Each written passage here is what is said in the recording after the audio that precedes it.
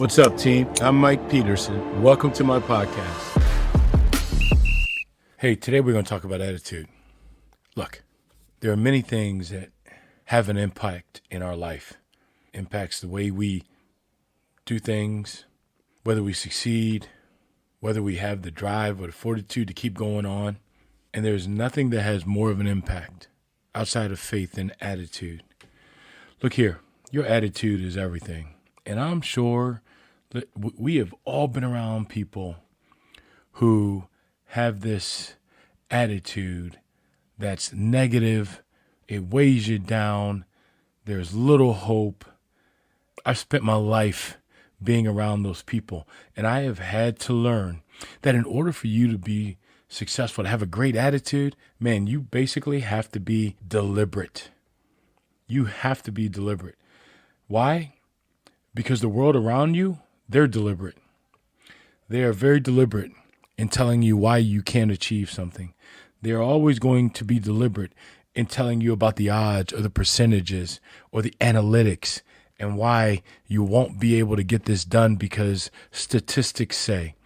Listen, there is a very good reason why there are so few people in this world that have achieved great things. Now, when I say great, in whatever field I'm talking about, whether it's in sports, whether it's in business, whether it's out in the community, there's a reason why very few people actually achieve that level of greatness. Why? Because the vast majority of us will quit long before we should. And we will actually use what we believe are legitimate justifications for the reason why we quit. And they could be anything. And the problem is, guys, you'll never be able to lie to yourself because in the end, you'll know you just chose to quit. Why is it that a positive attitude, that a good, strong attitude is so important? Because it fosters, encourages resilience. It enhances problem solving. So typically when we get to a point where there's an issue or a challenge and adversity, whatever you want to call it, we stop because we say, I can't go any further.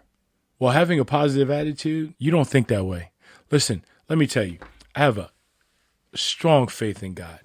I have a strong faith in how God created me. And even though sometimes we all have our weak moments and short, I will always find a way to bring it back to, wait a minute. If this is what I'm supposed to do, if this is my purpose, if this is the reason why I was created, if this is what I'm good at, even when I have a problem, I'm going to instantly go to solutions. So in my company, we have these meetings, right? And the first part of the meeting will always be about what's the problem? What's the challenge? What's the opportunity? What's the adversity? Now, when we've laid all that out and we figured it all out, we now go into problem solving. And the one thing you are not allowed to do is you are not allowed to go back to talking about the problem unless you're doing so and explaining your solution. I have literally asked people to leave the office, leave the meeting, because they have chose to go back and focus on the problem. It's so easy to do that. It's so cheap to do that. It costs you nothing, right? It's sort of like the people that say to you, I knew this was going to happen. I knew it wasn't going to work out. Well, guess what? Because you knew it, you made sure it didn't happen. See, it's all about attitude. It's interesting. When I golf, I'm always amazed how when we come to a water hole and I will see golfers put away their good, really expensive Pro V1 or whatever golf ball there is, they'll put them away and they'll get out what they call a junk ball, right? And then they'll hit that ball. And when you ask them why are they doing it, and they say, well, I don't want to waste that good ball. It'll go in the water. And my response is, okay, so I want to make sure we're on the same page. You have already set yourself up for failure, and you're good with that. No, they'll say, no, Mike, I'm just saying, chances are I'll hit it in the water. And then my response is, you're right. Chances are you'll hit it in the water. Why? Because you believe that chances are you'll hit it in the water. Guys, mindset is everything. Mindset is much like a balloon, a helium in the balloon. Right? The stronger the mindset, the more positive, the more focused you are on things, man, the better chance you have of succeeding.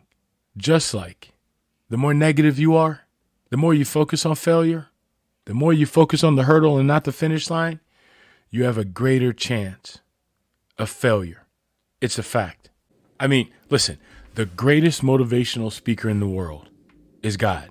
Now, I know you may think I'm crazy, but just listen to me. If you went to Philippians 4 and 8, right? And Paul's writing says, focus on what is true, what is noble, what is right, what is pure, what is lovely and admirable. Wow.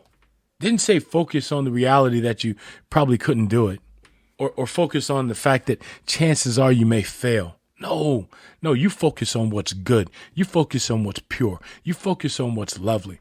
You focus on what's admirable. Because a good mindset contributes to a positive outlook and overall, a positive outcome. But you can't win when you're focused on the hurdle and never see the finish line. Naysayers can't wait to run up to you and use the phrase, the reality is, and it's always followed by something negative. Folks, listen, you have to deliberately protect your heart and protect your mind because most of the world will not think the way you think. And that's the reason why we have so few achievers. You want to know why I always say keep swinging? Because if you keep swinging, you're going to hit it. You keep swinging. You're going to make contact. I love it when Theodore Roosevelt said, believe you can, and you're halfway there.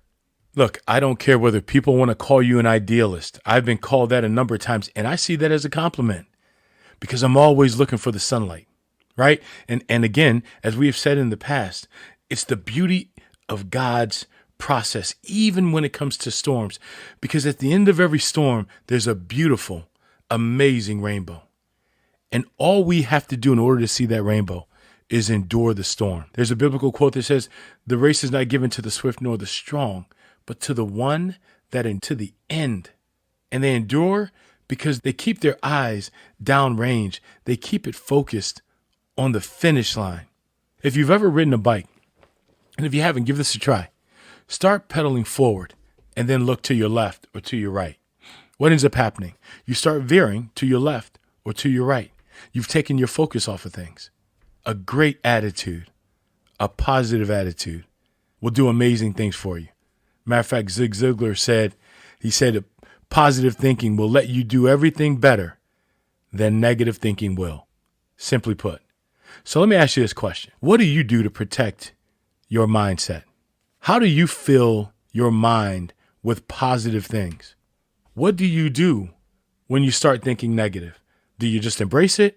Or do you have a game plan on being deliberate of how to get out of it? How do you handle when people start talking negative to you? How do you saturate yourself with focusing on those things that are good, that are pure, that are true, that are noble? Guys, answer those questions, live out that positive attitude, and keep swinging, or you'll be knocking down giants and so much more.